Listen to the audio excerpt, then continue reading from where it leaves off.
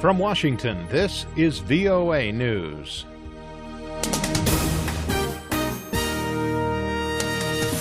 I'm David Byrd reporting. Rallies and prayer meetings are held across the United States to remember those gunned down in a Charleston, South Carolina church. In Charleston, crowds gathered in several areas of the city, and marchers dressed in black and mourning clothes a day after reflection outside the historic church. Emanuel AME's presiding elder, Norvel Goff, told those gathered earlier Saturday that worship services and religious school would resume on Sunday. Tomorrow morning at 8:30, we will, as usual, we will have Sunday school, and at 9:30 we will have our worship service here in the sanctuary of Mother Emanuel. In New York City, congregants gathered at one of the country's largest African Methodist Episcopal churches for a morning prayer service, followed by a march and rally. In Detroit, the local chapter of the Reverend Al Sharpton's group, the National Action Network, held an interfaith gathering in response to the Charleston shooting. An interracial prayer service is also taking place in Atlanta, Georgia, a key city in the U.S. civil rights movement. In San Francisco, Democratic presidential hopeful Hillary Clinton called for more gun control in the wake of the deadly church shooting. The suspect, 21-year-old Dylan Roof, a white man with a recent history of racist views, is being held in the Charleston County Jail. He is currently being held on $1 million bond on a weapons charge.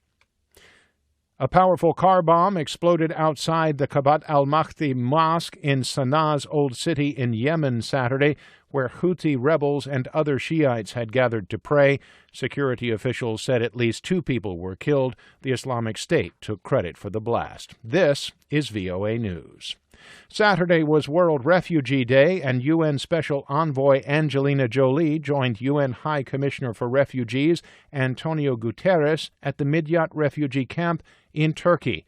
At a joint news conference, Jolie said that the world has largely ignored a refugee crisis. Our world has never been richer or healthier or more advanced, yet never before have so many people been dispossessed and stripped of their basic human rights. The United Nations Refugee Agency says in a new report that a record number of people, nearly 60 million this year, have been forced to flee their homes in search of safety. The UN says that 1 in every 122 humans is now either a refugee, internally displaced, or seeking asylum. The UNHCR said if this were the population of a country, it would be the world's 24th largest. The United States on Saturday called on debt-ridden Greece to make some tough decisions, leading to a quick deal with international creditors to prevent the potential breakup of the 19-nation Eurozone. U.S. Treasury Secretary Jack Lew, speaking to CNN, said that Athens should act now or risk ruining the country's economy and devastating Greek society. The near-bankrupt Greek government needs to reach a so-called cash for reforms deal by June 30th to avoid defaulting on a $1.8 billion loan repayment to the International Monetary Fund. Athens also owes $7.6 billion to the European Central Bank in July and August, but has so far balked at austerity demands from creditors in exchange for future cash.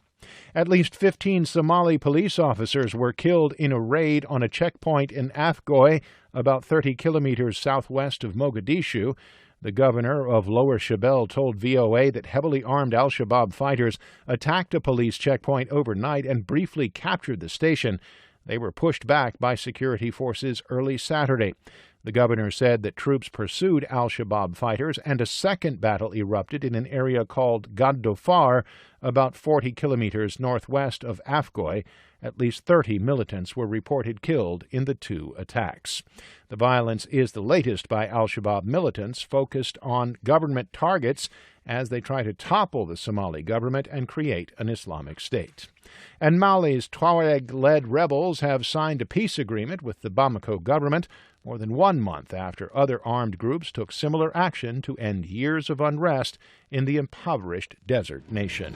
For more, visit our website. I'm David Byrd. That's the latest world news from VOA.